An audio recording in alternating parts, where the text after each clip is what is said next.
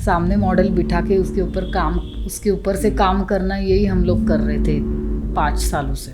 ऐसे नहीं कि एकदम MFA में आ गए तो पता ही चल गया क्या करना है आगे जाके। कॉलेज ख़त्म हो गया, आप आर्टिस्ट बन गए। MFA ख़त्म हो गया, आप आर्टिस्ट बन गए।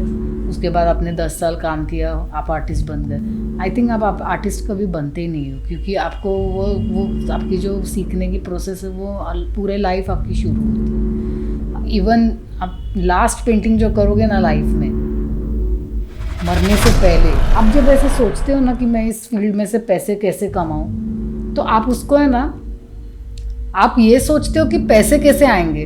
आप ये नहीं सोचते कि मुझे मेरे आर्ट को अच्छा करने के लिए क्या करना है। ये थॉट्स आपके बाजू में हो जाते हैं, आपके बाजू में बिजनेस आ जाता है, कमर्शियल हाँ, की तरफ। और आपका दिमाग है ना, थिंकिंग वो उस तरह से जाता है कि अरे मुझे पैसे कमाने हैं तो मैं क्या करूँ इस फील्ड में, फिर मैं अप्लाइड में जाऊँ क्या।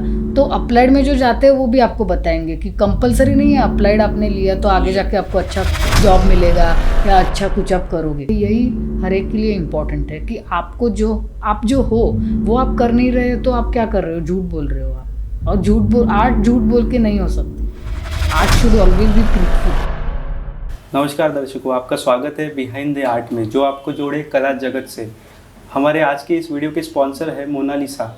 आज हमारे साथ उपस्थित है एक ऐसी तरुण चित्रकार जिनका कैनवस महिलाओं की कहानियों को सुंदरता से व्यक्त करता है। हम स्वागत करते हैं चित्रकार नीलिशा फड़का।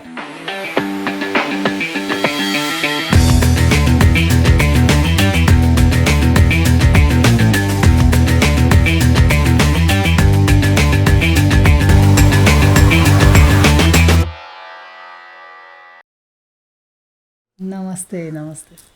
आपकी रुचि कैसे निर्माण हुई इस फील्ड में? आई थिंक कि हर एक जो बच्चा है वो ड्राइंग से ही उसकी शुरुआत होती है, या उसकी शुरुआत कला से ही होती है। जब वो छोटा होता है तब अलग अलग तरीके से वो खुद को एक्सप्रेस करता है, लेकिन कहीं ना कहीं जब वो बड़ा होता है तो उसको उसके पेरेंट्स या जो भी सोसाइटी है वो बोलती है कि इसको सीरियस फील्ड नहीं है, ये कुछ और करो, इसको साइड में रखो, या ऐसे कुछ हो जाता है। हाँ। बहुत बार हम ऐसे स्टोरीज देखते हैं। तो मेरे साथ वैसे नहीं हुआ, और मेरे पेरेंट्स भी मुझे सपोर्ट किया उन्होंने बहुत। मेरे फादर भी एक प्रोफेशनल आर्टिस्ट है, तो इसके वजह से फिर कहीं ना कहीं वो बचपन से देख रही थी, उस वातावरण में थी, इसके लिए मुझे भी उसमें इंटरेस्ट आने लगा। तो स्कूल में ड्राइंग कॉम्पिटिशन्स में पार्टिसिपेट करना, या घर में भी, मैं एकदम छोटी थी तब से ड्राइंग करना, स्केचेस करना, कलरिंग बुक्स भर देना एक एक दिन में तो ये सब मेरा चालू रहता था। तो ऐसे मैं बोल नहीं सकती वो एग्जैक्ट स्टार्टिंग पॉइंट, लेकिन आई थिंक कि बचपन से ही था, वातावरण था। चित्रकला शिक्षण के बारे में आप थोड़ा बताएं हमें आपके। मैंने bachelors JJ school of art से किया है। तो 2011-12 के बाद 2014 में मैंने एडमिशन लिया JJ स्कूल ऑफ आर्ट में। 14-15, मुझे अभी डेट एग्जैक्टली याद नहीं, बट 2015 to 2018 मैंने बैचलर्स किया, और उसके बाद में 2 साल 2019 में मैंने मास्टर्स किया पोर्ट्रेचर में। तो बैचलर्स की जर्नी भी मेरी काफ़ी अच्छी थी। फर्स्ट ईयर में तो मुझे कुछ मालूम ही नहीं था, जब मैं कॉलेज में आई थी स्केचिंग क्या होता है, वहाँ से ही मेरी शुरुआत हुई थी। फिर उसके बाद में स्लोली मैंने स्पीड पकड़ा, और फिर मैं प्रैक्टिस करते गई, असाइनमेंट्स करते गई कॉलेज में, तो बहुत सी चीज़ें पता चली। फिर कॉलेज थ्रू कॉम्पिटिशन्स में जाना शुरुआत किया, तभी थोड़ा कॉन्फिडेंस बढ़ा, और फिर 3rd ईयर तक आने तक मुझे पता चल गया था कि मुझे पोर्ट्रेट सब्जेक्ट में स्पेशली इंटरेस्ट है। तो फिर वो मैंने सिलेक्ट करके फिर मैं आगे उसमें काम करते गई। तो फिर मुझे मास्टर्स भी उसमें करना था फॉर एक्सपेरिमेंटल पर्पसेस, तो वो मैंने किया। तो इस तरह से आपकी ज़िंदगी में, आपके लाइफ में आर्ट का महत्व और उसका मायना क्या है?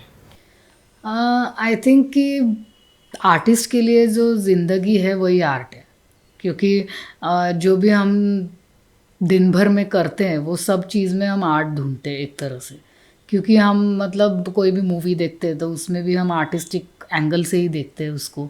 फिर हम रास्ते पे चलते हैं तो कितने सारी चीज़ें देखते हैं, उसको भी हम कहीं ना कहीं हमारे माइंड में वो फिट होती रहती है कि वो बाद में कहीं ना कहीं वो निकल के आता है आर्ट में से हमारे। या अगर आप सेंसिटिव है एज एन आर्टिस्ट, का ऑब्जर्वेशन अगर वैसा है तो बहुत सी छोटी छोटी चीज़ें भी सराउंडिंग्स की आपके ऊपर अफेक्ट होती है। तो आई थिंक कि ऐसे कुछ मतलब ये 9 to 5 जॉब नहीं है कि इसी टाइम में मैं आर्ट के बारे में सोचूंगी और उसके बाद मैं नहीं सोचूंगी। तो ये एक इम्पोर्टेंस वो बन जाता है लाइफ में, उसके आजू बाजू में ही रिवॉल्व करना शुरू हो जाती है ज़िंदगी। तो वो आई थिंक हर एक आर्टिस्ट ये एक्सपीरियंस करता है। जे स्कूल ऑफ आर्ट से आपने बीएफए और एमएफए किया, तो इसके पहले जो आर्ट के प्रति आपका पर्सपेक्टिव था या नज़रिया था, तो ये शुरुआत में अलग था आर्ट एजुकेशन लेने से पहले और बाद में अलग हुआ, इसके बारे में कुछ आप बताएंगे? एक्चुअली आर्ट एजुकेशन लेने से पहले आई वॉज डूइंग कि मुझे जो एन्जॉय मैं कर रही हूँ वैसे मैं काम कर रही थी, बाद में भी वैसे ही कर रही थी, लेकिन उस चीज़ के लिए एक क्या बोलते हैं, एक स्ट्रक्चर आ जाता है उसमें। और वो अच्छी बात है, क्योंकि क्या होता है हम लोग कोई भी चीज़ सीखते हैं, जैसे आप कुकिंग सीख रहे हो तो कुकिंग सीखते वक्त आप पहले क्या करना चाहिए, आपको किस तरह से तैयारी करनी है, फिर आपको कौन से चीज़ के बाद कौन सी चीज़ डालनी है कढ़ाई में, फिर उसका वो चीज़ जो लास्ट आपका प्रोडक्ट है वो बनने के लिए आपको पहले तेल लेना है, उसके अंदर आप आपके स्पाइसेस डाल के उसको भूनते हो, फिर उसमें मसाला डालते हो, फिर उसमें सब्जियां भी वो कौन से ऑर्डर में डालनी चाहिए, जो कड़क वाली है जिसको कुक होने में टाइम लगता है वो पहले, फिर जो सॉफ्ट है उसको बाद में, फिर ऐसे करते करते आपका वो फाइनल प्रोडक्ट है वो बन जाता है। तो ऐसे ही आर्ट में भी है, आपको कई स्टेप्स में से गुजरना पड़ता है, तब जाके आपको वो नॉलेज आता है फाउंडेशन का कि आपको क्या करना है। अभी वो नॉलेज के साथ आगे क्या करना है ये आपको, जब तक आपका फाउंडेशन अच्छा नहीं है तब तक नहीं पता चल सकता। तो उस हिसाब से मुझे वो फाउंडेशन स्ट्रेंथन करने के लिए टाइम मिला कॉलेज में। तो जो असाइनमेंट्स हमसे करवा के लेते थे कॉलेज के 4 साल, फर्स्ट ईयर में जो असाइनमेंट्स थे वो अलग थे, फिर उसके बाद सेकेंड ईयर में वो अलग हुए, थर्ड ईयर में वो अलग हुए, फाइनल ईयर में वो असाइनमेंट्स, बेसिक असाइनमेंट, हाँ बेसिक लाइंस और फंडामेंटल्स ऑफ आर्ट, फिर colour wheel, yes colour wheel, colour का नॉलेज, ये सब चीज़ें आती हैं। फिर सेकेंड ईयर में उसको अप्लाई कैसे करना है, तो सामने मॉडल बिठा के स्टिल लाइफ रख के वो प्रैक्टिस, फिर उसमें लिमिटेड कलर पैलेट से प्रैक्टिस शुरू होती है, black and white colour palette, फिर 5 कलर पैलेट, फिर 6 कलर पैलेट, फिर स्लोली कलर्स बढ़ाते जाते हैं, फिर ऑयल कलर में काम करना, फिर वो पेपर से फिर कैनवस पेपर में ट्रांसफॉर्म ये होता है, प्रोग्रेशन होता है, फिर कैनवस पेपर से कैनवस में प्रोग्रेशन होता है। तो ये सब जो चीज़ें वो आर्ट इंस्टीट्यूट के वजह से मदद हो जाती है, गाइडेंस मिल जाता है। तो वो तरह से मुझे मिला, जैसे मैं पहले कर रही थी वो ऐसे ही मैं कभी मन किया कैनवस लिया कुछ किया, बट उसका जो एग्जैक्ट स्टेप वाइज जो चीज़ें हैं वो मैंने नहीं सीखी थी तभी, जो सलीका है उसका, या जैसे एकेडमिक्स में आपको सख्ती से वो चीज़ें कराई जाती है, तो हमें लाइफ टाइम वो हैबिट बन जाती है कि उस प्रोसेस में इन्वॉल्व हो जाते हो कम्प्लीटली। और एक चीज़ है आर्ट एकेडमी के बारे में कि आप जब क्लासरूम में बैठते हैं और आपके आजू बाजू में इतने अच्छे काम करने वाले होते हैं आपके कलीग्स या आपके क्लासमेट्स, तो आप में ऑटोमेटिकली वो एनर्जी आ जाती है कि मुझे भी ये चीज़ करनी है। तो आप उनसे भी सीखते हो, आप सर से भी सीखते हो, आप सामने जो चीज़ है उससे भी सीखते हो, तो चारों बाजू से आप सीखते हो। तो ये बहुत इम्पॉर्टेंट है। जैसे जिम में हम जाते हैं वो अलग है और घर पे हम एक्सरसाइज करते हैं वो अलग है। जिम में जाते हैं तो सब लोग एक्सरसाइज करते हैं, वो एक एटमॉस्फेयर होता है, एक एनर्जी, एक वाइब होती है उस जगह में, वो कभी कभी काम करती है आपके लिए।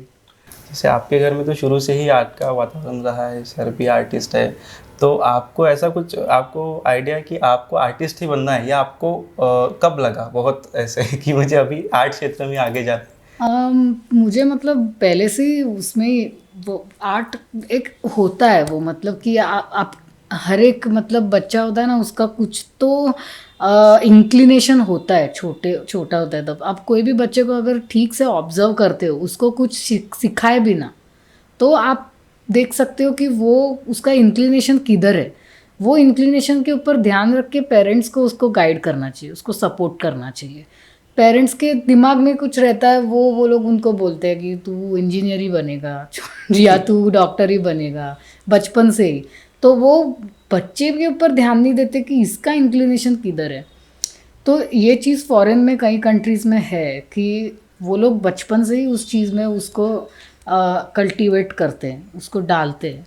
तो जब तक वो हमारे एज के हो जाते हैं ना बच्चे, वो उनको जो करना है वो क्लियर रहते हैं एकदम कि मुझे यही करना है, और फिर वो उसमें आगे जाके मास्टर बनते हैं। तो ये चीज़ थोड़ी होनी चाहिए। और मेरे लिए भी वैसे ही था, मतलब मैं काम करते, मुझे समझता तो नहीं था मेरे डैड क्या कर रहे हैं उस टाइम पे, क्योंकि मेरे पास वो नॉलेज नहीं था।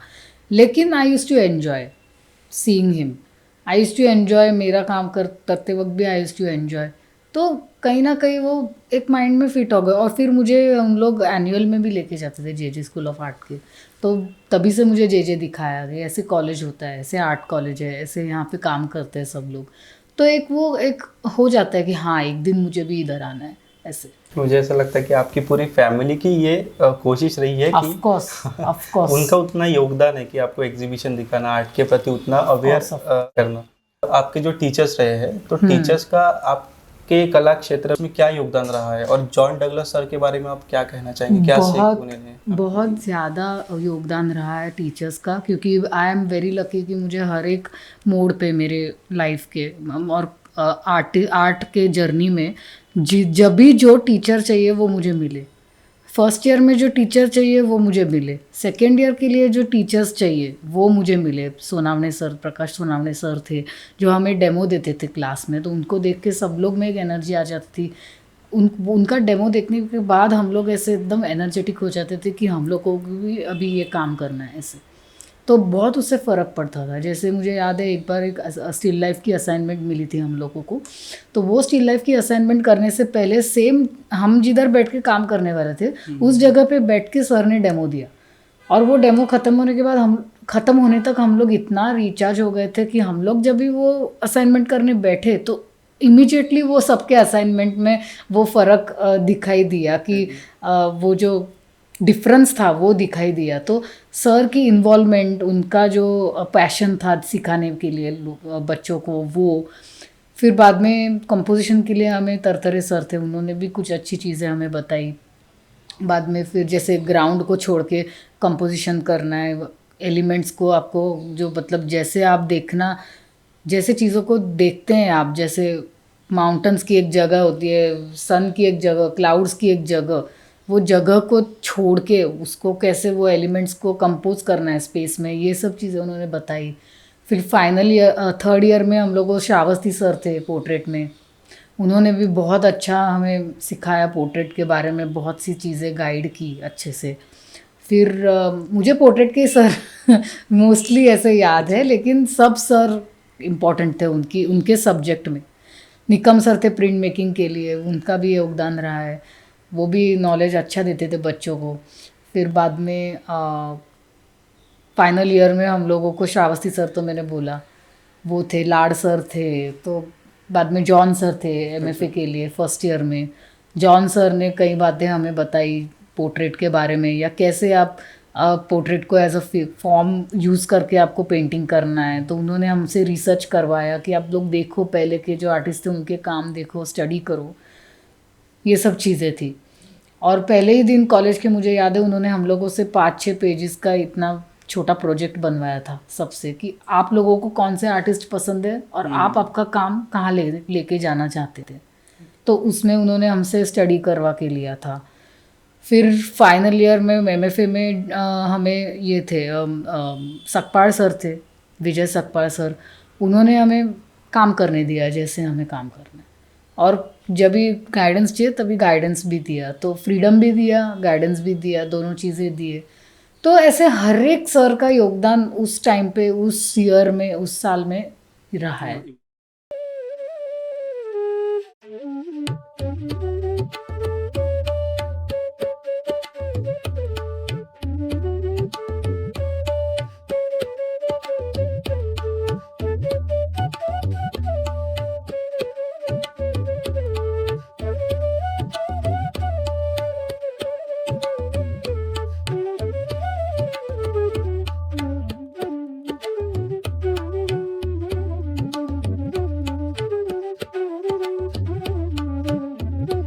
जो रियलिस्टिक फिगरेटिव और पोर्ट्रेट है जो कि रियलिस्टिक बेस है ऑब्वियसली, लेकिन उसके बाद आपको एमएफए में फॉर्म की तरफ जाना पड़ा, तो उसको अपना फॉर्म ढूंढने में या उसको कन्वर्ट करने में, जैसे रियलिस्टिक से थोड़ा आपको अपना फॉर्म ढूंढना था, उसमें आपके क्या चैलेंजेस आए और क्या वो मुश्किल था? बहुत ही मुश्किल था, बहुत चैलेंजेस आए, क्योंकि सामने मॉडल बिठा के उसके ऊपर से काम करना, यही हम लोग कर रहे थे 5 सालों से। फिर मतलब इमीडिएटली उसमें से ट्रांसफॉर्म करके हम लोग, आर्ट में ये एक चीज़ है कि आप जितना भी देख लो, जितना भी पढ़ लो, जितने भी वीडियोस देखो, इंटरव्यूज सुनो, लेकिन आप जब तक खुद उसमें नहीं पैर डालते या हाथ नहीं डालते, खुद आप जब तक काम नहीं करते, तब तक आपको वो चीज़ कभी नहीं पता चल सकती। इसके लिए आप जब भी खुद उसमें खेलने लगते हो, तब आपको पता चलता है कि गेम के क्या रूल्स है या क्या करना चाहिए, क्या नहीं करना चाहिए। तो इसके वजह से फिर वो बहुत स्लो प्रोसेस है। ऐसे नहीं कि एकदम एमएफए में आ गए तो पता ही चल गया क्या करना है आगे जाके। कोई कोई लोगों को वो लिंक मिलती है जल्दी, कोई कोई लोगों को वो मिलने में टाइम जाता है। जैसे मुझे फाइनल ईयर मतलब एमएफए का सेकेंड ईयर ख़त्म होते होते मुझे कुछ थोड़ा सा पता चलने लगा कि क्या करना चाहिए। और उसके बाद तो लॉकडाउन ही आया, तो वो मेरे लिए काम कर गया, क्योंकि मैं शांति से बैठ के मैं सोच सकती थी कि क्या करना है क्या नहीं करना है। मुझे जो ब्रेक लेना था वो भी मैं ले पाई, क्योंकि बाजू बाजू का जो वर्ल्ड था वो रुका हुआ था। इसके वजह से मुझे वो टाइम मिला, नहीं तो फिर इट्स लाइक एक के बाद एक चालू हो जाती है साइकिल, तो वो सोचने के लिए टाइम नहीं मिलता उसमें। दिलचस्पी आपको उसमें फीमेल फॉर्म में, और जो जैसे कलर स्कीम है और जो टेक्सचर आप यूज़ करते हैं आपके पेंटिंग में, और जो सटलनेस है एक पेंटिंग कलर में, कलर स्कीम में और फॉर्म में, वो भी हम थोड़ा जानना चाहेंगे उसके बारे में। फीमेल फिगर यूज़ करने का मेरा कारण ये है कि मैं फ़ीमेल हूँ, तो मुझे जो एक्सप्रेस करना है वो मैं फ़ीमेल थ्रू एक्सप्रेस कर सकती हूँ। तो एक स्पोक्स पर्सन जैसे है मेरे फिगर्स मेरे। और दूसरी बात, मतलब मेरे पेंटिंग्स में जो भी कंपोजिशंस मैं अभी कर रही हूँ, मैं जो अभी आइडेंटिटी के ऊपर अभी काम कर रही हूँ, उसमें वो पेंटिंग, वो पर्टिकुलर पेंटिंग उस फिगर की स्टोरी है। तो ऐसे नहीं है कि वो सिर्फ मॉडल्स है, वो पेंटिंग का एक इम्पॉर्टेंट पार्ट है, स्टोरी है वो पेंटिंग। हर एक पेंटिंग एक स्टोरी है, तो मैं उनको रिप्रेजेंट कर रही हूँ मेरे पेंटिंग थ्रू। तो ये मेरा एक बेसिक ये है। और आइडेंटिटी के ऊपर मैं काम कर रही हूँ, उसके बारे में थोड़ा बात करूँ तो हर एक व्यक्ति में ना बहुत सारे व्यक्ति होते हैं। जैसे हम अभी यहाँ बैठ के बात कर रहे हैं, वैसे हम फ्रेंड्स के साथ नहीं बात करते, या वैसे हम घर पे बैठ के नहीं बात करते। तो हर एक व्यक्ति में वो शेड्स होते हैं अलग अलग। वो शेड्स मैं मेरी पेंटिंग्स में से रिप्रेजेंट करने के लिए ट्राई करती हूँ अलग अलग कंपोजिशन में। तो जैसे कुछ पेंटिंग्स है उसमें मैंने सुपर इम्पोजिशन करके एक ही फिगर को 3, 4, 5 बार रिपीट किया है। तो जैसे एक ही फिगर है लेकिन वो अलग अलग एंगल्स में है, अलग अलग उसके आगे पीछे है, या उसके सब्जेक्ट मैटर के हिसाब से उसको ड्रेसिंग दिया हुआ है, या उसमें जो एलिमेंट्स यूज़ किए हैं वो उस फिगर से रिलेटेड है। तो इस तरह से मेरा काम है। और टेक्सचर्स में मुझे एक्सपेरिमेंट करना बहुत पसंद है। मुझे काफ़ी सुंदर प्रकार का टेक्सचर आपकी पेंटिंग में दिखाई देता है। ये भी मैं पूछने वाला, उसके पीछे क्या रहस्य है? रहस्य ऐसे कुछ नहीं है, बट मैं रहस्य में थोड़ा पेंटिंग को रखने की कोशिश करती हूँ कि कोई अगर पेंटिंग को देख रहा है तो इमीडिएटली उसमें से कुछ निकल रहा नहीं है, कुछ थॉट प्रोसेस को कुछ तो जॉब देने के लिए मैं उसमें थोड़ा सा मिस्ट्री रखती हूँ। कि पेंटिंग के सामने अगर कोई है तो उसको थोड़े क्वेश्चंस आने चाहिए कि ये ऐसे क्यों किया है, या ये क्यों है, या तो ही मज़ा है उसमें। क्योंकि अगर आप देखते ही आपको पता चल जाता है तो उसमें कुछ रहता नहीं है आपको सोचने के लिए। देखते और भूल जाते हैं आगे जाके। एग्जैक्टली। और एक्सपेरिमेंट टेक्सचर्स के साथ करने का मेरा ये मकसद है कि मुझे वो यूनिफॉर्मिटी है एकदम, जो एक प्रकार का एक जो स्टैग्नेंट हो जाता है ना काम थोड़े दिन बाद, कि सेम ही दिख रहा है, सब कुछ सेम ही लग रहा है, वैसे मुझे नहीं होने देना है कभी। तो वो इसके लिए मैं हर एक पेंटिंग में जैसे सब्जेक्ट मैटर है उस हिसाब से टेक्सचर्स यूज़ करती हूँ। या और जैसे कि कलर स्कीम जैसे म्यूटेड और सटल रहती है आपकी पेंटिंग में, पेंटिंग कलर स्कीम आप कैसे चूज़ करते हैं कि ये पेंटिंग में यही कलर स्कीम रहनी चाहिए, या फिर आप लाउड कलर के इंस्टेड रैदर देन आप म्यूट कलर या शांत कलर आप क्यों मतलब यूज़ करते हैं आपकी पेंटिंग में? ये क्यों होगा, ये क्यों पूछना नहीं चाहिए आर्टिस्ट को, लेकिन दर्शकों के लिए थोड़ा आप अगर उसको कन्वे करें तो अच्छा रहेगा। अब मुझे क्वेश्चन बहुत बार पूछा जाता है। हाँ। क्योंकि हम लोग इंडियन आर्टिस्ट के जो देखते हैं पेंटिंग्स मोस्टली इंडिया में, या जो भी फोक आर्ट है या ट्रेडिशनल जो आर्ट है, उसमें थोड़े से लाउड कलर स्कीम्स होते हैं। रेड होता है, ऑरेंज होता है, ब्लू होता है, लाउड फॉर्म में होता है हर एक कलर। तो मुझे ये लाउडनेस पर्सनली मैं प्रिफर नहीं करती। तो मुझे ऐसे लगता है कि पेंटिंग को देख के शांत लगना चाहिए। अगर आप पेंटिंग आपके स्पेस में कोई लगा रहे हैं तो वो पेंटिंग ही ऐसे चिल्लाना नहीं चाहिए, मुझे देखो मुझे देखो। तो आपको एक शांत लगना चाहिए पेंटिंग को देख के। वो शांति मुझे पसंद है, वो सटलिटी मुझे पसंद है। और वो सिर्फ पेंटिंग में नहीं, मुझे इन जनरल भी मुझे पसंद है वही। मुझे मेरे कपड़ों में भी मुझे वो पसंद है। मैं मैं जहाँ रहती हूँ वो घर में भी मुझे वही पसंद है। तो एक वो प्रेफरेंस है एक्चुअली आर्टिस्ट का, एक वो सब्जेक्टिव बात हो गई। वो कलर कौन किसको क्या पसंद आ रहा है। कोई कोई लोग बहुत वाइब्रेंट होते हैं, उनका नेचर भी बहुत वाइब्रेंट होता है। वैसे मेरा नेचर भी एकदम ऐसे वाइब्रेंट नहीं है। अगर आपको अभी जितना भी लगता हो कि ये तो कॉन्फिडेंटली बात कर रही है, फिर ऐसे कैसे बोल रही है वाइब्रेंट नहीं है, लेकिन I am not the kind of person कि जाके पार्टी करूँ एकदम कहीं पे एकदम डांस करने लग जाऊँ या एकदम गाना गाने लग जाऊँ। मैं बैकग्राउंड में रहती हूँ, शांत मुझे वैसे पसंद है। तो उसका कहीं ना कहीं साइकोलॉजिकल इफेक्ट होता है मेरे कलर स्कीम्स पे।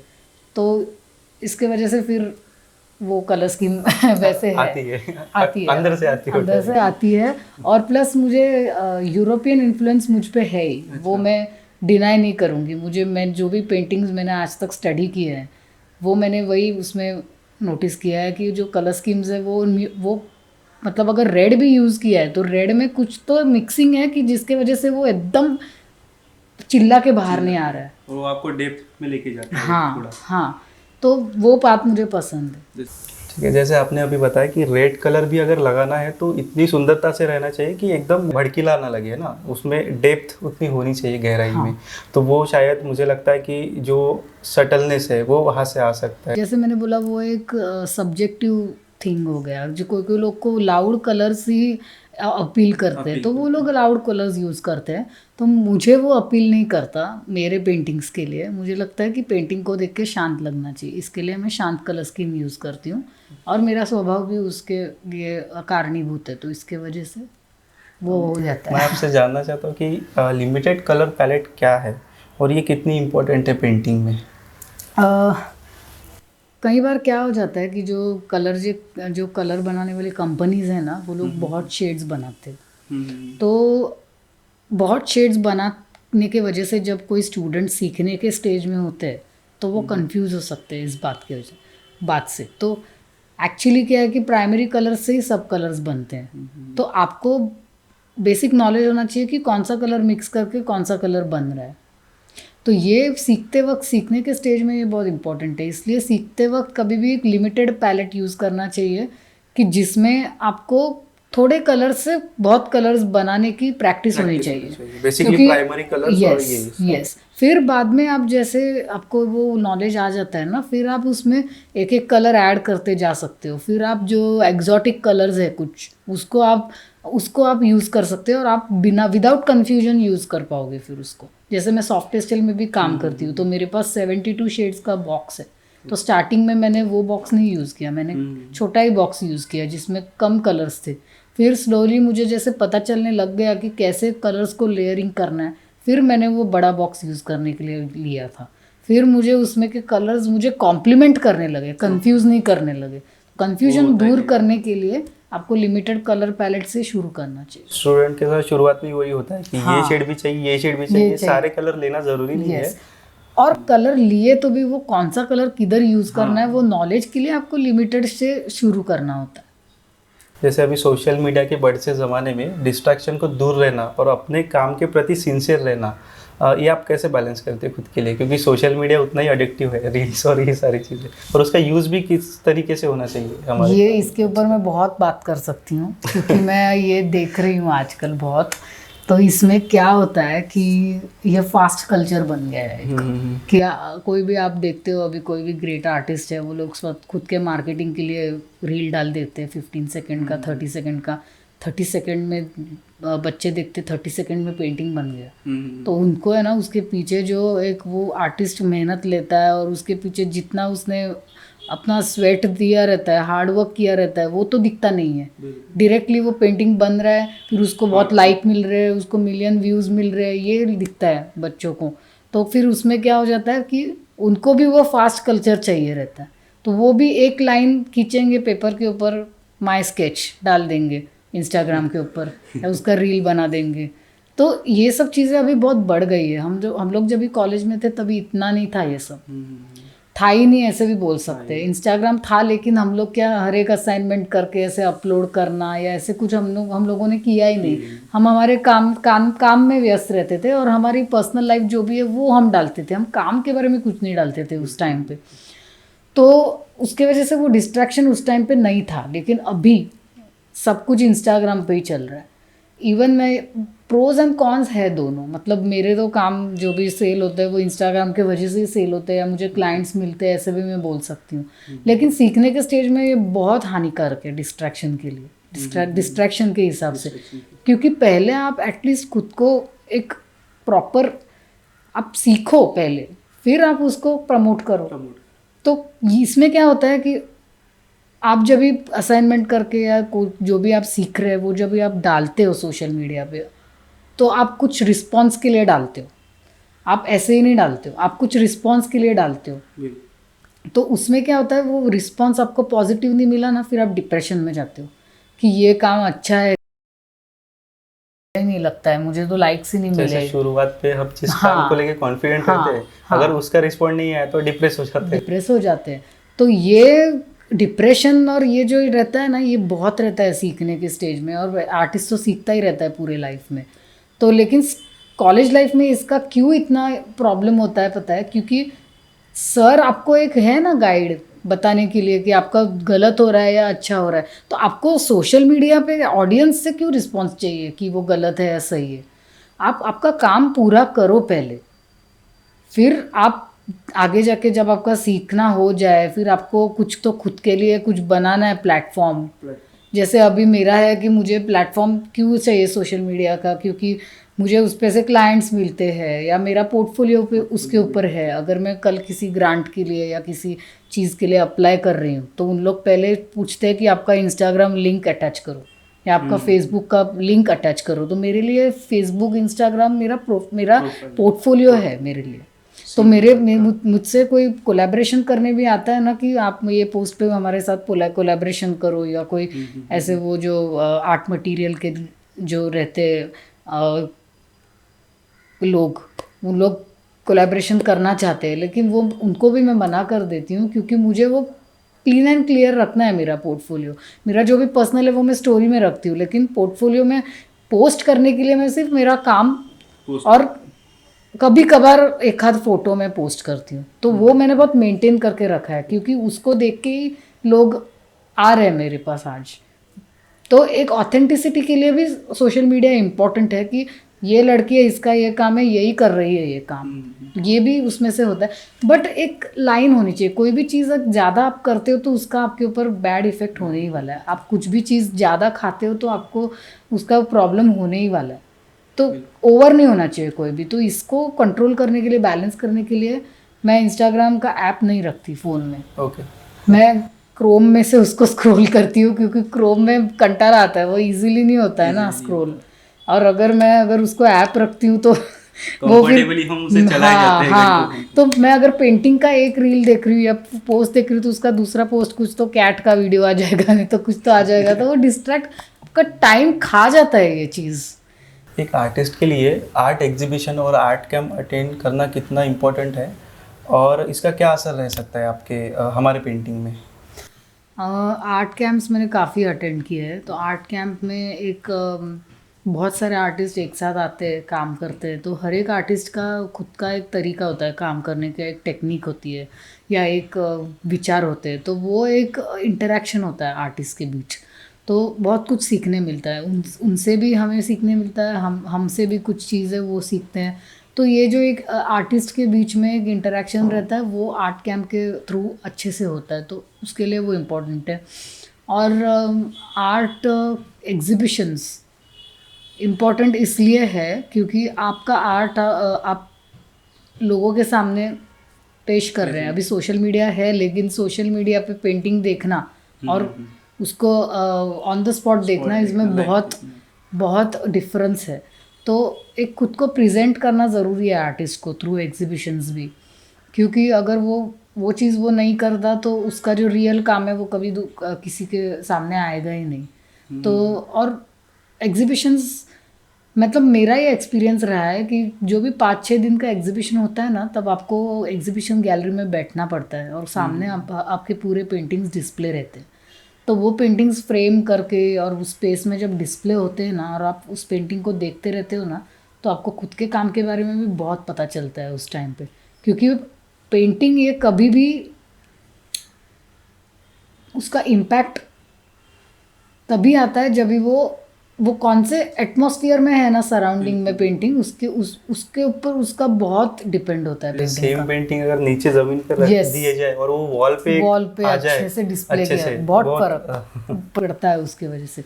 तो ये सब चीज़ें हैं और आपको बहुत सी चीज़ें भी सीखने को मिलती है, कैसे आपको एग्जीबिशन में कैसे प्रिपरेशन करना है, एग्जीबिशन के लिए कैसे डिस्प्ले करना है, कैसे आपको सामने वाले व्यूअर्स के साथ कैसे बात करनी, कभी-कभी क्रिटिसिज्म भी आ जाता है। एग्जैक्टली क्रिटिसिज्म आता है। कोई जो एग्जीबिशन देखने आते हैं वो आपको क्वेश्चन पूछते हैं आपके काम के बारे में, तो आपको खुद के काम के बारे में बात करना आप सीखते हो, आपको क्या कहना है वो आप अच्छे से पेश करना सीखते हो। कभी कभी जो लोग देखने आते हैं वो आपके पेंटिंग के बारे में आपको नई चीज़ें बता कर जाते हैं, क्योंकि उनका देखने का नज़रिया अलग है, आपका पेंट करने का नज़रिया अलग है। तो वो एक एक्सचेंज होता है। तो बहुत इंपॉर्टेंट है एग्जीबिशन करना आर्टिस्ट के लिए। जो अभी थ्योरीज जो एकेडमिक में बीएफए एमएफए में पढ़ाई जाती है और जो उसमें जो हिस्ट्री और एस्थेटिक्स पढ़ाया जाता है, वो कितना इम्पोर्टेंट है हमारे मतलब सिलेबस में या ओवरऑल आर्ट जर्नी में? बहुत इम्पोर्टेंट है एक्चुअली। जो रिटन वर्ड या जो हिस्ट्री है या हिस्ट्री का जो भी एकेडमिक नॉलेज है उसको बहुत कम इम्पोर्टेंस दिया जाता है। हम जो स्टूडेंट्स हैं वो ध्यान नहीं देते। उनको लगता है कि आर्ट प्रैक्टिकल है तो सिर्फ प्रैक्टिकल करना है, बट प्रैक्टिकल करने के लिए आपको जो पहले हो चुका है उसका स्टडी होना चाहिए आपके पास, तभी आप उसको उसके आधार पे ही आप नया कुछ कर सकते हैं। क्योंकि जो बेसिक जो चीज़ें है, और सिर्फ पेंटिंग्स स्टडी करना मतलब सिर्फ वो आर्टिस्ट के पेंटिंग्स देखना नहीं है, उनके थॉट प्रोसेस के बारे में पढ़ना भी है, रिसर्च भी करना है। क्योंकि जब मैं पढ़ती हूँ कि लियोनार्डो डा विंची ने किस थॉट प्रोसेस से उसने पेंटिंग्स किए या आर्ट वर्क क्रिएट किया, तब मुझे पता चलता है कि ये आदमी किस तरह से सोच रहा है, तो फिर मैं किस तरह से सोचूं, फिर उसमें से और 10 क्वेश्चन निकल के आते हैं, तो उसमें से मुझे और कुछ नया मिलता है। तो ये एक साइकिल है और सब चीज़ें एक दूसरे से कनेक्टेड है और एक दूसरे में मिक्स मतलब एक कनेक्टेड है सब चीज़ें। तो इसकी वजह से आप एक ही चीज़ कर रहे हो, साथ में चलते हैं, प्रैक्टिकल और साइमल्टेनियस है वो सब चीज़ें। तो बहुत इम्पोर्टेंट है आर्ट हिस्ट्री के बारे में स्टडी करना। जो भी मूवमेंट्स है आर्ट में जो भी मूवमेंट्स हो चुके हैं आज तक, क्यूबिज्म हो या कोई भी एक्सप्रेशनिज्म हो, आपको बेसिक नॉलेज होना चाहिए आर्ट के बारे में, आपके फील्ड के बारे में आपके पास नॉलेज होना चाहिए। जैसे कोई फोटोग्राफी सीखता है तो कैमरा किसने इन्वेंट किया वो पता होना ही चाहिए ना उसको। कैमरा कैसे इस स्टेज पे तक पहुंचा, उसमें कैसे इन्वेंशन में अलग अलग चीज़ें आई, वो सब मालूम होना चाहिए आपको। तो जैसे आपकी पेंटिंग बनाने की प्रोसेस क्या है? मतलब अगर आपको कोई थॉट आया कि इस विषय पे पेंटिंग बना सकते हैं हम, तो आप उसे लिख के रखती है डिस्क्रिप्टिव इसमें डिस्क्रिप्शन में, या फिर आप उसे क्विक एक रैपिड स्केच कर लेते हो और बाद में उसको कन्वर्ट करती बड़ी पेंटिंग में? मेरा जो कंसेप्ट है उस हिसाब से मैं मॉडल्स की फ़ोटोग्राफी करती हूँ और फिर मैं उसको कंपोज करती हूँ। तो मेरे स्केचेस मोस्टली डिजिटल होते हैं। अभी जो चल रहा है मेरा, उसमें मेरे स्केचेस मोस्टली डिजिटली होते हैं। फिर मैं उसमें जो मॉडल्स है उनका मैं चारकोल स्केच करती हूँ हर एक मॉडल का। तो उसके बाद मुझे पता चलता है कि इसको किस तरह से हैंडल करना है ऑयल में ब्रश के साथ। फिर वो स्केच ट्रांसफ़र होता है कैनवस पे, फिर उसमें काम शुरू होता है। तो ऐसे मेरी एक प्रोसेस बन चुकी है काम करने की। आर्ट फील्ड में एज एन आर्टिस्ट आपको खुद को इस्टेब्लिश करने में कितने चैलेंजेस आए? मैं खुद को एस्टैब्लिश नहीं समझती, पहली बात तो अभी तो बहुत लॉन्ग जर्नी है मेरे लिए। तो आई थिंक कोई भी आर्टिस्ट कभी एस्टैब्लिश अपने खुद के हाथों में कभी नहीं होता, क्योंकि वो सीखता ही रहता नहीं, है। इसलिए हम कह रहे हैं कि आप नहीं, बट एक आपको भी मालूम होना चाहिए खुद का कि मैं अभी किधर हूँ, मुझे किधर जाना है। ये बहुत इम्पोर्टेंट है। अगर आपको लगता है कि मैं एस्टैब्लिश्ड ही हूँ तो फिर आपका जर्नी उधर ही ख़त्म हो गई। तो ये तो होना नहीं चाहिए कभी। लेकिन मैं समझती हूँ आपका क्वेश्चन, आप क्या पूछना चाहते हो। आई थिंक कि बहुत ऑनगोइंग प्रोसेस है ये। ऐसे नहीं है कॉलेज ख़त्म हो गया आप आर्टिस्ट बन गए, MFA ख़त्म हो गया आप आर्टिस्ट बन गए, उसके बाद आपने 10 साल काम किया आप आर्टिस्ट बन गए। आई थिंक आप आर्टिस्ट कभी बनते ही नहीं हो, क्योंकि आपको वो आपकी जो सीखने की प्रोसेस है वो पूरे लाइफ आपकी शुरू होती है। इवन आप लास्ट पेंटिंग जो करोगे ना लाइफ में, मरने से पहले, उसमें भी आप सीखते ही रहोगे। तो फिर कभी वो चीज़ कंप्लीट ही होती नहीं है, क्योंकि ये चेंजिंग, आपका नेचर चेंज होता है, आपके आजू बाजू की चीज़ें चेंज होते रहती है, आपका तरीका सोचने का ढंग, आपके थॉट्स चेंज होते रहते हैं। तो कुछ स्टेबल नहीं रहता इसमें, सब कुछ चेंजिंग ही है। स्पिरिचुअल हो गया लेकिन वैसे ही रहता है वो। जैसे आपने बताया कि वो सीखना कभी खत्म नहीं होता, नहीं होता। आर्टिस्ट खुद नहीं कह सकता कि वो एस्टेब्लिश है। तो नहीं। मैंने किसी आर्टिस्ट से सुना था, चित्रकार से, कि उनकी उम्र अभी 70+ है। हमारे लिए वो बहुत उच्च स्थान पे है कि हम उनसे सीखते हैं। लेकिन उनने कहा था कि मैं अभी भी कला का स्टूडेंट हूँ, विद्यार्थी हूँ, मैं खुद को आर्टिस्ट नहीं मानता। तो ये बहुत बड़ी बात हमें वहाँ पे पता चली। नहीं तो हमारे कुछ इंस्टाग्राम बायो में हमें दिखता है आर्टिस्ट डैश जो भी है आपका नाम, तो मुझे वो बहुत फनी लगता है ऑनेस्टली। खुद को मैंने आर्टिस्ट ऐसे इंट्रोड्यूस करना, मुझे आज तक मुझे बहुत लोड आता है वो चीज़ करते वक्त, क्योंकि जो चल रहा है ना काम फील्ड में आज, हम जब भी देखते हैं ना तो ऐसे लगता है हम तो कहीं पे भी नहीं है। ये फीलिंग जाता ही नहीं है कभी।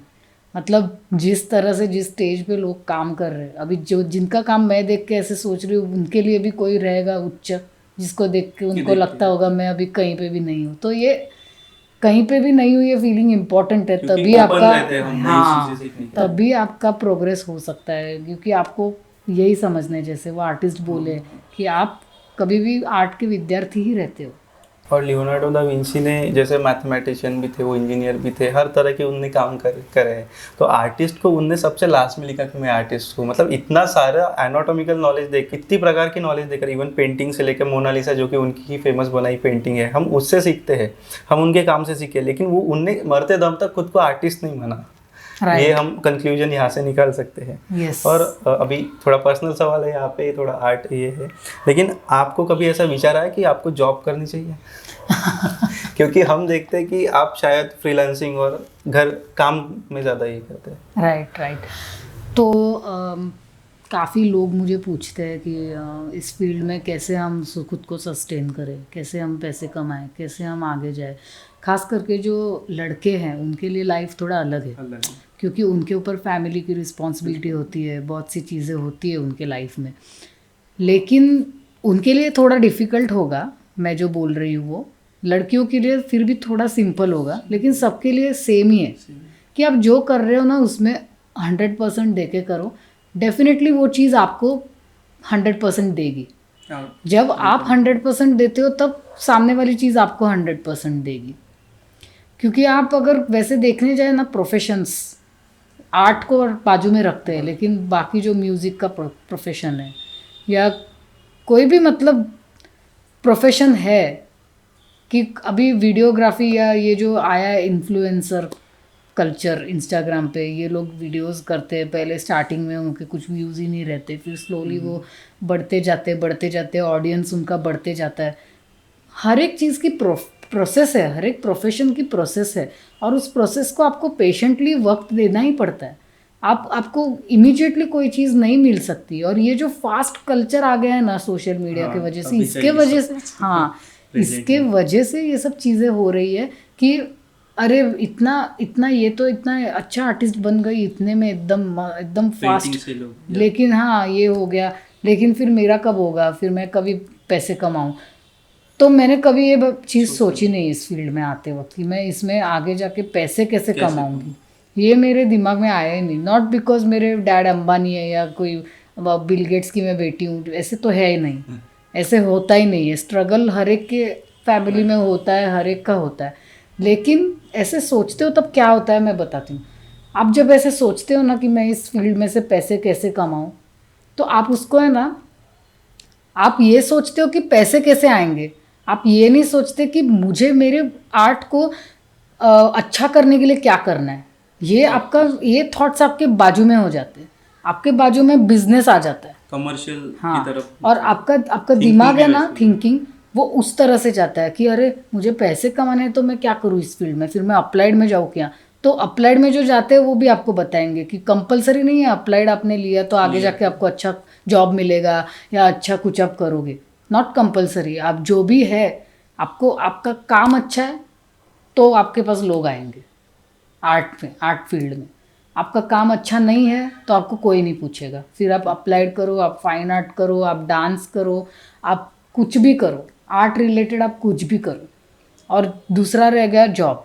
जॉब में आप क्या करते हैं, जो आपको जो भी बोल रहा है, जो भी आपको टास्क दिया जा रहा है वो आप कंप्लीट कर रहे हो, वो आप दे रहे हो, लेकिन वो भी टास्क अगर आप ठीक से नहीं करते तो आपको सैलरी कौन देगा?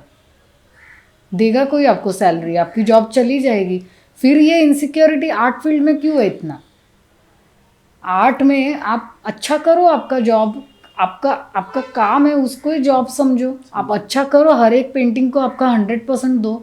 क्यों नहीं वो पेंटिंग सेल होगा, या क्यों नहीं आपको एग्जीबिशन में उस पेंटिंग के बारे में अच्छा रिस्पॉन्स मिलेगा। कितने सर में ये आई थिंक हर एक इंटरव्यू में मैंने यही एग्जाम्पल दिया है कि हरि प्रसाद चौरसिया सर जो एक फ्लूट बजाते, या जाकिर हुसैन तबला बजा के इतने मशहूर हुए, वो लोग ऐसे सोचते तो, या सचिन तेंदुलकर ऐसे सोचता तो मैं गुल्ली डंडा खेल के मैं कहाँ जाऊँगा, मुझे तो पैसे कमाने हैं, तो वो आज होता सचिन तेंदुलकर। कोई भी आर्टिस्ट या कोई भी कलाकार या कोई भी जो हाई लेवल पे गया है आज तक, उसने पहले ना जी जान तोड़ के उस चीज़ में वो इन्वॉल्व हुआ है, बाद में वो सब चीज़ें उसके पीछे आई है। फिर वो मार्क जकरबर्ग भी हो, चाहे उसके छोटे से रूम में बैठ के उसने फेसबुक का इन्वेंशन किया था, या इसके ऊपर कंट्रोवर्सी भी अभी बहुत, लेकिन मैंने जो स्टोरी सुनी है उसके बारे में मैं बोल रही हूँ। या कोई भी मतलब बिजनेसमैन भी कोई बड़ा जो इस फील्ड का नहीं है, आर्ट फील्ड छोड़ दो बाजू में, उसने उसकी मैं उसके आप उसका इंटरव्यू लो, वो देखो क्या बोलता है। वो यही बोलेगा मुझे ये चीज़ पसंद थी, मैंने ये की, मैंने जी जान लगा के ये की, पता नहीं मैं कभी फेमस हो गया, ऐसे ही बोलेगा कोई भी। तो ये चीज़ है, बस सिंपल है। इसको लेके कंफ्यूज होने की इतनी ज़रूरत नहीं है। डिफ़िकल्ट है आज के ज़माने में, क्योंकि हर एक अपने सस्टेनेबिलिटी के बारे में, कैसे मैं जीऊँगा इसके बारे में सोचता है हर एक आदमी, लेकिन काम पहले इम्पोर्टेंट है, फिर ये सब थॉट्स इम्पोर्टेंट है, तो उसको थोड़ा कंट्रोल करना चाहिए।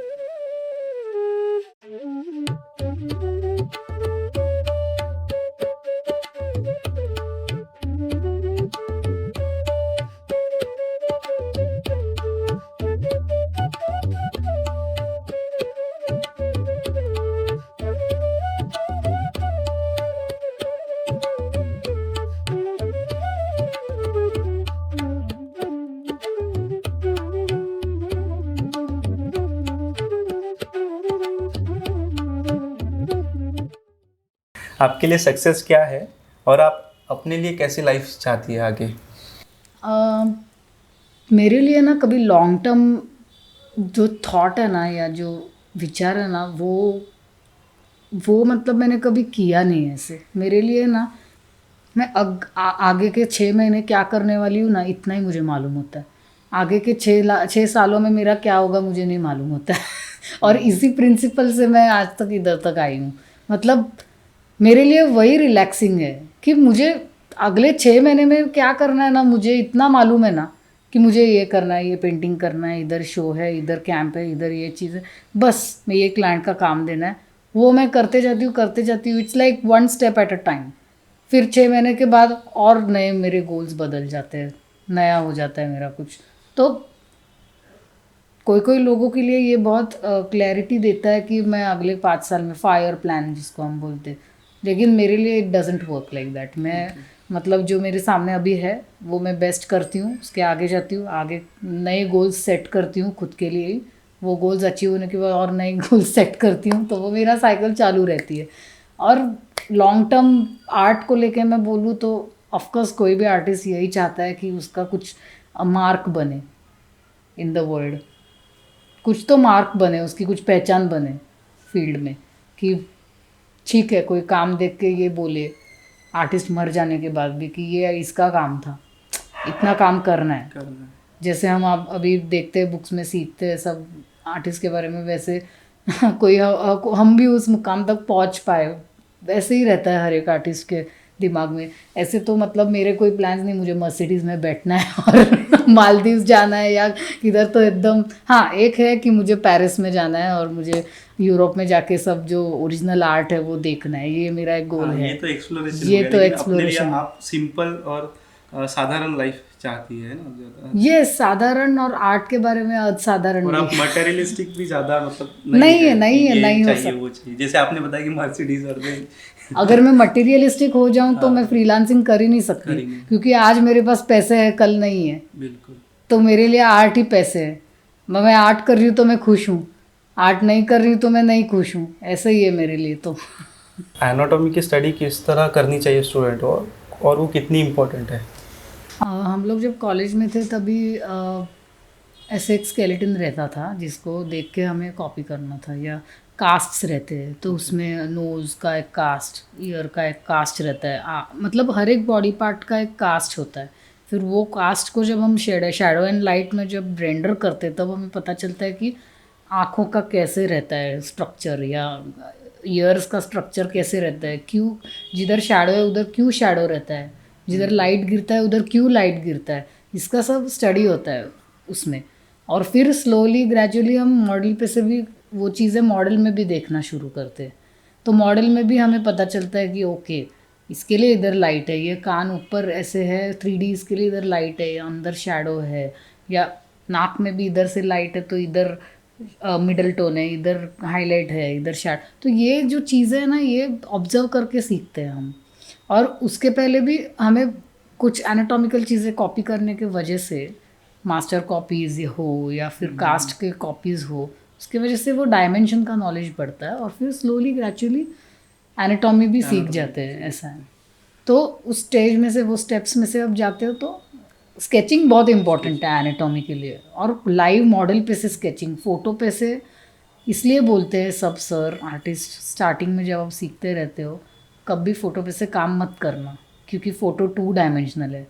ऑलरेडी जो चीज़ 3 डायमेंशनल है उसको आप 2 डायमेंशनल कर रहे हो फ़ोटो लेके, फिर वो 2 डायमेंशनल से आप उसको वापस 2D में पेंटिंग में लाने की कोशिश कर रहे हो, तो वो रियलिटी से बहुत दूर हो जाता है। तो इसके वजह से आपको वो समझ में नहीं आता कौन से कलर्स यूज़ करने हैं, कैसे डायमेंशन देना है, कैसे 3D करना है। तो आप 3D मॉडल पे से ही जब काम करते हो लाइव, तब आपके पास वो आपको ही पता चलता है डिफरेंस दोनों में से, आपको इजी होता है मॉडल पे से काम करना ज़्यादा।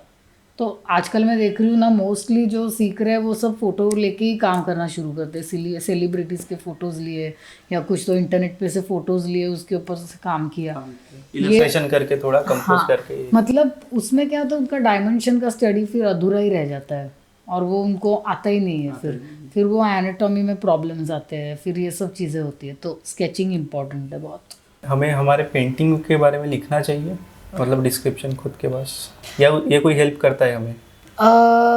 देखो आपको खुद के काम के बारे में ना अवेयरनेस चाहिए, आपको उतना तो मालूम होना चाहिए, आपको बोलना तो आपको पड़ेगा ही आपके काम के बारे में कभी ना कभी लाइफ में, वो अभी मैंडेटरी हो गया। आप चाहे कितना भी बोलो कि आर्ट विजुअल है, उसमें बात मैं क्यों बोलूँ, आर्ट ही खुद बोलेगा, ऐसे नहीं चलता अभी अब आज के ज़माने में।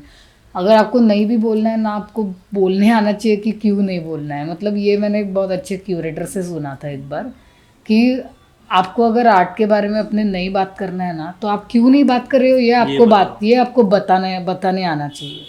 तो ये बस ऐसे ही हो गया है। और जो भी आप कोई भी जेन्युइन आर्टिस्ट है ना, वो अपने आर्ट के बारे में बात कर ही सकता है, और वो बात करने पे से उसके पता चलता है language is not important, grammar important नहीं है आपका, या आप कौन से लैंग्वेज, इंग्लिश में ही एकदम हाई-फाई वर्ड्स यूज़ करके एकदम उसको बोलना है, ऐसे भी नहीं है। आपको नॉर्मल आपको एक्सप्रेस करने आना चाहिए कि मैं किस थॉट से काम कर रहा हूँ। अगर आप जेन्युइन काम कर रहे हो ऑथेंटिकली तो आपको वो ईज़ी है। अगर आप किसी का इधर से उठाया उधर से उठाया ऐसे आप काम कर रहे हो तो वो दिख जाएगा आपके बोलने पे से या लिखने में से। तो ये चीज़ है बस। वो समझते हैं कि रियलिस्टिक बहुत अच्छा है, या किसी ने एब्स्ट्रैक्ट कर दिया जो समझ में नहीं आ रहा, कभी उनको लगता है कि ये बहुत अच्छी पेंटिंग होगी, ऐसा भी होता है। एक्चुअली जो ये कैटेगरीज की है ना, हाँ। रियलिज्म, एब्स्ट्रैक्शन या इलस्ट्रेशन, या ये हमारे कन्वीनियंस के लिए किया है कि हम इनको डिफ्रेंशिएट कर पाए। तो इसको इतना सीरियसली लेने की ज़रूरत नहीं है। कोई भी चीज़ आप देखते हो ना, पहले उसको फील करो, फिर उसके बाद पीछे का मीनिंग ढूंढते रहो आप। तो अगर कोई एब्स्ट्रैक्ट पेंटिंग है, वो देखते वक्त आपको पता नहीं चल रहा है ये क्या है, क्योंकि एब्स्ट्रैक्शन मतलब क्या हो रहता है कि नॉन रिप्रेजेंटेशनल ऑब्जेक्ट्स, जिसका कोई मीनिंग नहीं है, ऐसे ऑब्जेक्ट्स जिसको कोई मतलब, हम बचपन से क्या होता है हमारे दिमाग में कि ए फॉर एप्पल, एप्पल का शेप ऐसे होता है, एप्पल ऐसे दिखता है। एप्पल ये वर्ड किसने बनाया है? किसी ने तो ये इन्वेंट किया है वर्ड। वो वर्ड के वो वर्ड से हमारे दिमाग में एप्पल बोलेंगे तो भी रेड कलर का एप्पल आ जाता है, विजुअलाइज हो जाता है। तो एक डिक्शनरी बन गई है हमारी, विजुअल डिक्शनरी। और वो उस डिक्शनरी के बाहर जो चीज़ें आती है ना, वो हमें पता नहीं चलती है क्या है, वो हम डिस्टिंग्विश उसको है ना, हम मीनिंग नहीं दे पाते।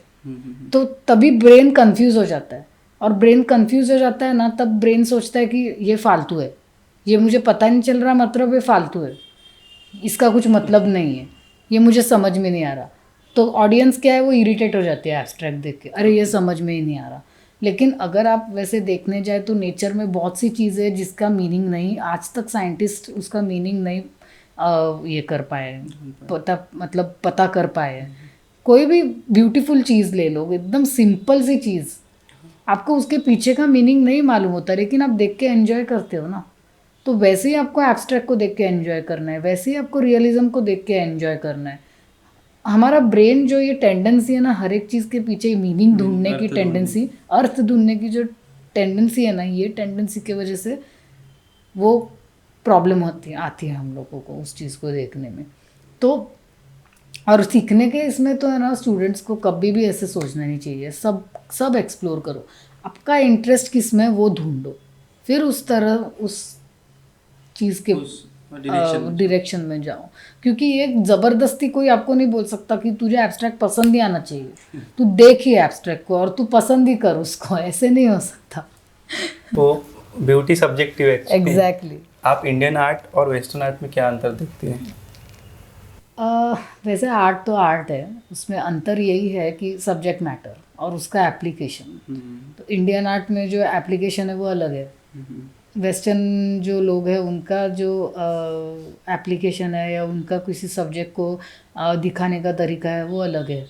तो यही मुझे अंतर दिखता है। बाकी तो मैं जब विजुअल आर्ट को देखती हूँ तब मुझे ऐसे नहीं मैं सोचती हूँ ये इंडियन है ये वेस्टर्न है। आर्ट इज़ आर्ट, अगर अच्छा आर्ट है एन्जॉय इट ऑफ कोर्स। और अच्छा बुरा आर्ट ये भी सब्जेक्टिव ही हो गया, मुझे जो अच्छा लग रहा है वो किसी को नहीं ना अच्छा लगे, मुझे जो नहीं अच्छा लगा। Yes, painting art is art, exactly. और आप किन आर्टिस्ट से प्रभावित है? बहुत सारे आर्टिस्ट हैं, हर एक आर्टिस्ट में मुझे कुछ इंस्पायरिंग मिलता है। हर एक आर्टिस्ट के पास एक कुछ क्वालिटी होती है जो अच्छी लगती है, ऐसे नहीं कि एक ही कोई आर्टिस्ट है। बहुत सारे आर्टिस्ट देखते रहते हैं, इंस्टाग्राम पे भी दिखते रहते हैं। तो हर एक के अंदर कुछ तो एक ऐसे मस्त एसेंस है काम में जो अच्छा लगता है। किसी आर्टिस्ट का ड्राइंग तो किसी आर्टिस्ट का एप्लीकेशन, किसी आर्टिस्ट का थॉट प्रोसेस, किसी आर्टिस्ट का ओवरऑल प्रेजेंटेशन, जो भी है। तो एक आर्टिस्ट का नाम नहीं ले सकते इसमें कोई। और क्या बुक्स पढ़ती हैं अपने?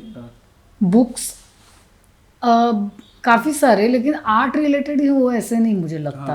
कोई भी चीज़, मूवी, बुक्स, जो भी है, ऐसे ज़रूरी नहीं कि आर्ट रिलेटेड ही हो। आप कोई भी मूवी देखो, आप कोई भी बुक पढ़ो, उसमें से आप आर्ट ढूंढो, उसमें से आप आपके हिसाब से आर्ट एक्सट्रैक्ट करो, तो आपके पास ऑप्शंस ज़्यादा हो जाते हैं। आपके पास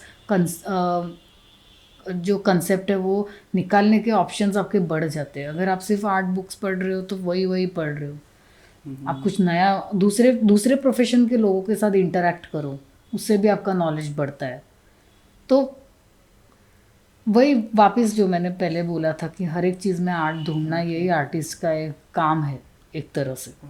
और एक बुक मैं सजेस्ट करना चाहूँगी, art and fear. Art and fear, हाँ, मुझे उसका ऑथर अभी याद नहीं है, but it's a very nice book. मेरे पास भी बुक नहीं है, बुक तो बहुत महंगा है, लेकिन एक PDF है ऑनलाइन जो मुझे मिली, जिसको मैंने डाउनलोड किया और मैं वो पढ़ रही हूँ। तो इसमें आर्ट और उसको लेके जो डर है हमारे मन में, वो सब उस बुक में उन्होंने एक्सप्लेन किया। तो ये बहुत अच्छा बुक है, और काफ़ी भी बहुत सारे आर्ट रिलेटेड भी अच्छे बुक्स हैं, बट सिर्फ आर्ट को रिलेटेड ही मत रखना आपका कंटेंट, बाकी भी हो जिसमें से आप नई चीज़ें सीख सको। आप अपने आप को खुद को अपडेट कैसे रखते हैं इस टेक्नोलॉजी के बढ़ते ज़माने में? आई थिंक सोशल मीडिया ही उसका बड़ा कंट्रीब्यूटर है। उससे ही हम कनेक्टेड रहते हैं घर पे बैठे बैठे, वही एक हमारे हाथ में है, इसलिए वो बहुत पावरफुल है। इसलिए उसको इस तरह से यूज़ करना है कि हमारा फ़ायदा हो और कुछ डिसएडवांटेज ना हो हमारा। तो ये बहुत इम्पोर्टेंट है। इट्स लाइक आप जैसे उसको लेते हो वैसे वो आपको देगा। बहुत ही डेंजर चीज़ है एक्चुअली। क्योंकि आजकल क्या हुआ है कि बहुत डिजिटल हो रहा है ज़माना, तो सब कुछ ही डिजिटल हो रहा है आजकल। जो ट्रेडिशनल आर्ट है वो ख़त्म हो रही है स्लोली, ख़त्म होगी नहीं कभी, ये मुझे कॉन्फिडेंस है, क्योंकि वो जो चीज़ है उसमें जो इन्वॉल्वमेंट होती है आर्टिस्ट की, ये कभी कोई रोबोट या कोई AI का मशीन या कोई भी इसको डुप्लीकेट नहीं कर सकता, क्योंकि उसमें वो आर्टिस्ट के इमोशंस भी मिक्स है, और इमोशंस कोई डुप्लीकेट नहीं कर सकता कभी। आदमी भी कोई डुप्लीकेट कर ले, रोबोट भी बना ले, बट जो फील करता है ना आदमी, वो रोबोट नहीं फील कर सकता। तो ये चीज़ कभी डुप्लीकेट नहीं हो सकती। तो मुझे सिर्फ ऐसी इच्छा है कि फ्यूचर में आर्ट ही रहे। मतलब वो जो एक है ना कि पेंटिंग है सामने, लोग जा रहे हैं गैलरी में, देख रहे हैं, महसूस कर रहे हैं उस चीज़ को, उस एनवायरनमेंट को महसूस कर रहे हैं, ये चीज़ कभी ख़त्म ना हो। मतलब जो ट्रेडिशनली अब तक चलते आ रहा है वो रहे, कहीं ना कहीं वो रहे। नए इन्वेंशंस अच्छे हैं, लेकिन वो कंप्लीट ख़त्म होके वो एप्पल के जो नए विजन गॉगल्स आए, उसमें से पेंटिंग देखना है, is never going to be the same like, artist ये चाहते भी नहीं। हाँ, it's never going to be the same like standing in front of a painting और उसके टेक्सचर्स फील करना, वो क्या है वो फील करना, आर्टिस्ट से बात करना, इंटरेक्ट करना। कितना भी वो रियलिस्टिक बना है, वो कितना भी आपके लिविंग रूम में डायनासोर आ जाए, लेकिन फिर भी है ना फिर भी जो है वो है, रियलिटी से टच नहीं छूटना चाहिए ह्यूमैनिटी का। ये मेरा लॉन्ग टर्म गोल बोल सकती हूँ मैं कॉन्फिडेंटली कि रियलिटी भी रहेगा आर्ट के प्रति।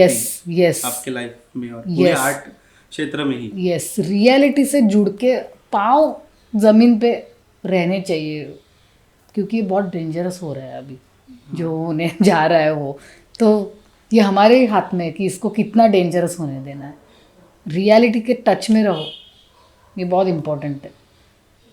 बस जितना भी आप फ़ोन पे आपका टाइम स्पेंड करो, लेकिन घर से बाहर निकलो, ट्रैवल करो, दुनिया देखो, लोगों से बात करो, ये बहुत इम्पोर्टेंट है एज एन आर्टिस्ट आपको ग्रो करने के लिए।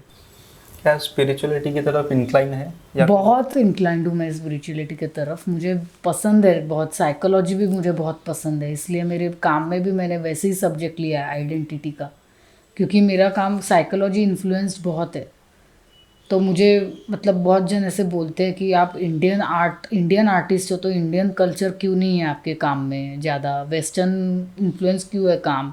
लेकिन मैंने कभी मेरे काम को वेस्टर्न इन्फ्लुएंस्ड या इंडियन इन्फ्लुएंस्ड इस एंगल से देखा ही नहीं। मैंने इस एंगल से देखा कि फिगर है मतलब ह्यूमन है मतलब उधर इमोशंस आए, इमोशंस को कैसे दिखाऊं, इमोशंस को किस तरह दिखाऊं, इसी पे मैंने फोकस किया आज तक। इसके लिए मेरे काम में मैंने कभी सोचा नहीं कि मुझे इंडियन कुछ कल्चर लाना है या कुछ वेस्टर्न कल्चर ही आ रहा है या कलर स्कीम ही इंडियन हो रही है या वेस्टर्न हो रही है। मुझे ये सब चीज़ें बहुत ऊपर की लगती है, शैलो लगती है। मुझे बहुत डीप चीज़ों में इंटरेस्ट रहा है आज तक, तो मैं वही लाने की कोशिश करती हूँ जितना हो सके उतना। तो इसलिए साइकोलॉजी पसंद है, स्पिरिचुअलिटी भी पसंद है, और मतलब इन माई फ्री टाइम ऑल्सो मैं ऐसे वीडियोस सुनती रहती हूँ, देखते रहती हूँ, जिसमें कुछ थॉट्स की बातें हो रही है। माइथोलॉजिकल फिगर्स या सीरीज करने का कुछ आपके इसमें विचार आया कभी या आई थिंक माइथोलॉजिकल जो चीज़ें हैं ना, महाभारत या रामायण, ये कुछ स्पिरिचुअल चीज़ें बताने के लिए, बताने का ही माध्यम है वो। तो लोगों तक वो पहुंचाने के लिए वो चीज़ें, वो कैरेक्टर्स, उनके थ्रू वो चीज़ें बताई गई है, क्योंकि वो सिंपल होता है फिर समझने के लिए। कि कोई अगर आपको कोई स्टोरी में से कोई चीज़ बताता है ना, तो वो ज़्यादा आपके लिए इम्पैक्टफुल रहती है। तो इसके लिए मैं ज़्यादा इंक्लाइंड नहीं हूँ माइथोलॉजी में, क्योंकि मेरे लिए डायरेक्ट जो उसका इसेंस है वही मुझे इंटरेस्ट करता है, रादर दैन थ्रू कैरेक्टर्स और थ्रू पीपल। तो मतलब वो एक जरिया ही है, एक जरिया आपकी ही बात है, कहने का यस, एक mythology। जरिया ही है वो। और पेंटिंग तो कभी मुझे करने का ऐसे इंटरेस्ट आया ही नहीं, माइथोलॉजिकल, क्या मालूम।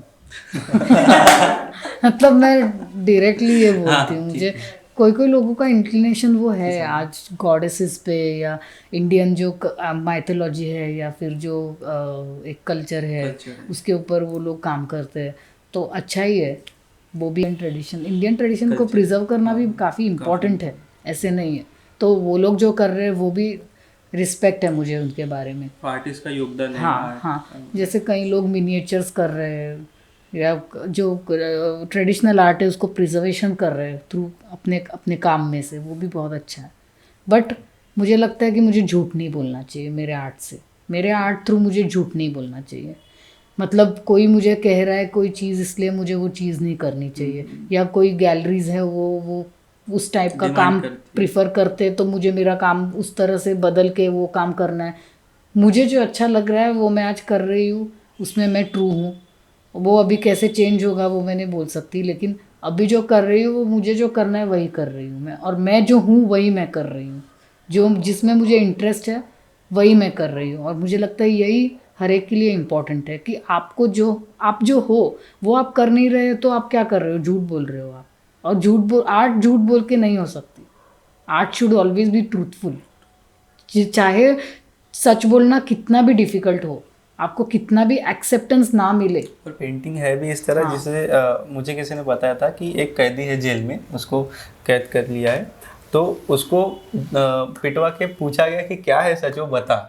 उसने नहीं बताया, लेकिन उसको जब ड्राइंग करने के लिए दिया, और उसने पहले क्या करूँ क्या नहीं ऐसा ही विचारा, लेकिन 8-10 दिन बाद वो फिगर्स के थ्रू आ गए उसके, राइट, कि मतलब सच आ गया सामने, क्योंकि उसके मन में वही चल रहा था ना, जो सच था वो निकल आया। वो कितनी दबाने एग्जैक्टली, क्योंकि आप खुद से झूठ नहीं बोल सकते। आप दुनिया से झूठ बोल सकते हो, लेकिन खुद से आप झूठ नहीं बोल सकते कभी भी। तो ये चीज़ है ही। और मैंने तो ऐसे भी आर्टिस्ट के बारे में सुना है कि जिन्होंने अपने काम करने का तरीका स्पेशली चेंज किया है ताकि उनके काम सेल हो, उनको पैसे मिले, या ये चीज़ें हो।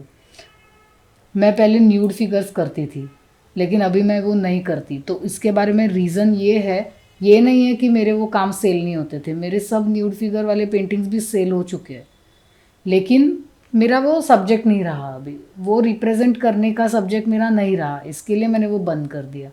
लेकिन अगर ऐसा कुछ रीज़न है कि आप उस चीज़ से आगे निकल गए, या आपको वो चीज़ अभी आपका थॉट प्रोसेस चेंज हो रहा है, आप भी चेंज हो रहे हो ना, अपडेट हो रहे हो, आप रोज सीख रहे हो, अपडेट भी हो रहे हो, और आपका बिहेवियर, आपके थॉट्स भी चेंज हो रहे हैं, हर मिनट चेंज हो रहे हैं, आपके ब्लड बॉडी सेल्स भी हर मिनट चेंज हो रहे हैं।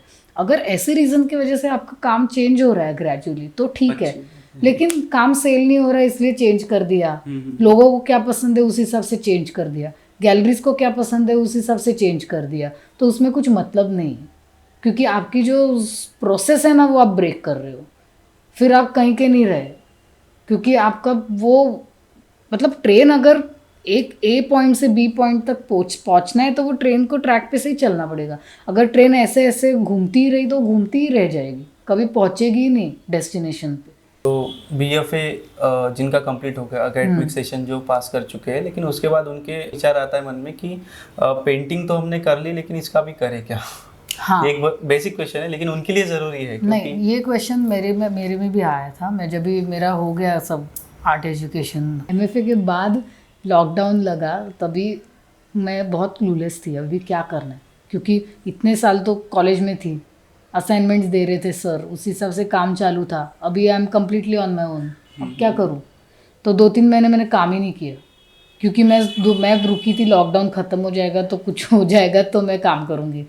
फिर मैंने सोचा तो लॉकडाउन तो ख़त्म नहीं हो रहा, तो अभी तो मुझे काम करना शुरू करना चाहिए। फिर मैंने पहला मेरा 3x4 फीट का कैनवास लगाया आफ्टर कॉलेज। अच्छा। फिर वो किया, फिर मेरी लिंक लगते गई, फिर मैंने काम किए, फिर मुझे ग्रांट भी मिला, फिर वो फाइनेंशियल असिस्टेंस भी मिला, सब कुछ हुआ। तो इससे मुझे ये सीखने मिला कि चाहे जो भी हो जाए, आपके जो भी थॉट्स हो, काम करते रहना। आप वो थॉट्स को ज़्यादा इन्फ्लुएंस मत होने देना काम के ऊपर।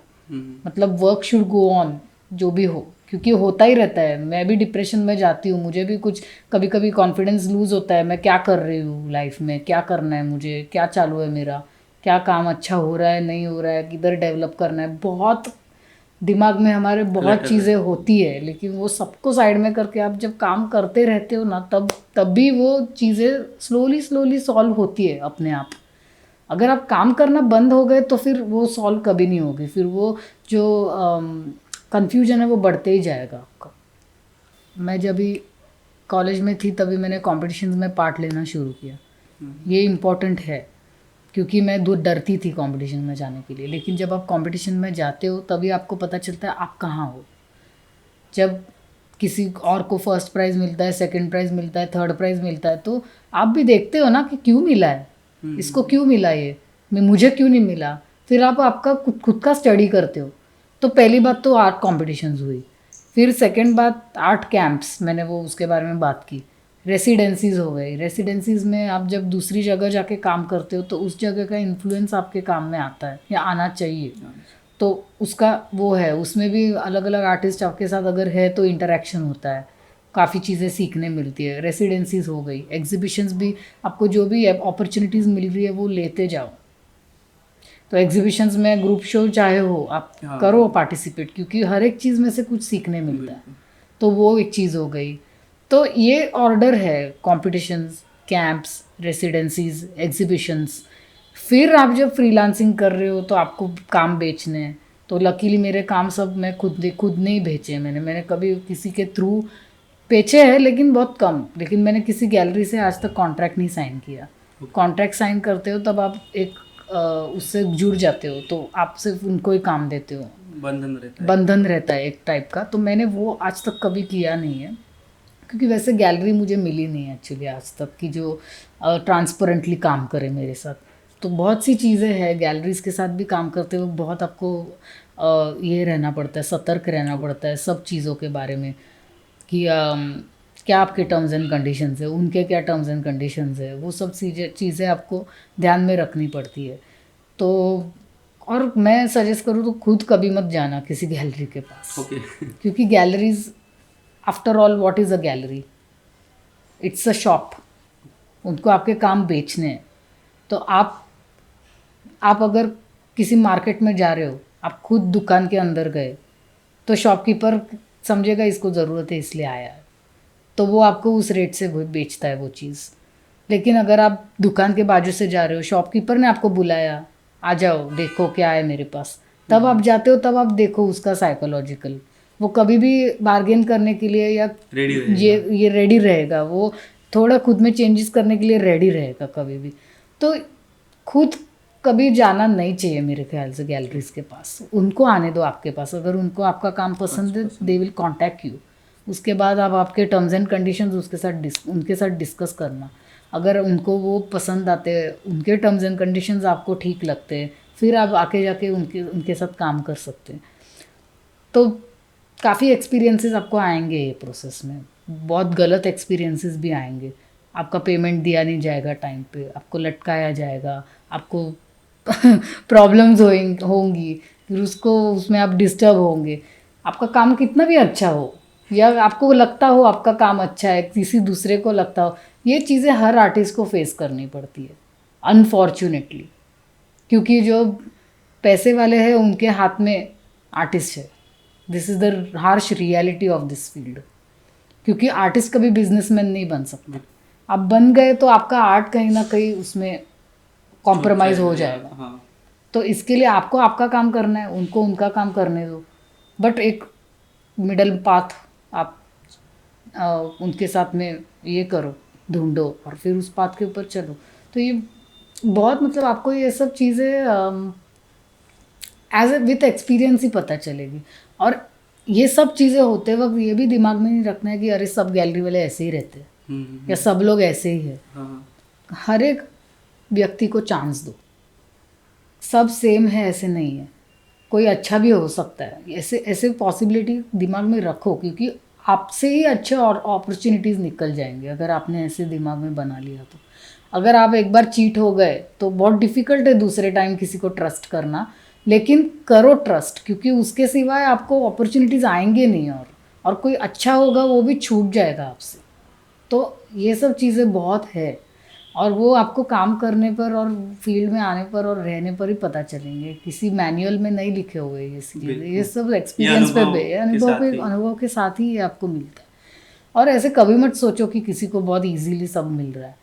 मैं भी हूँ तो मैंने भी बहुत चीज़ें फेस की है, लेकिन मैं रील नहीं बना रही हूँ हर चीज़ का अभी। ये डिफरेंस है।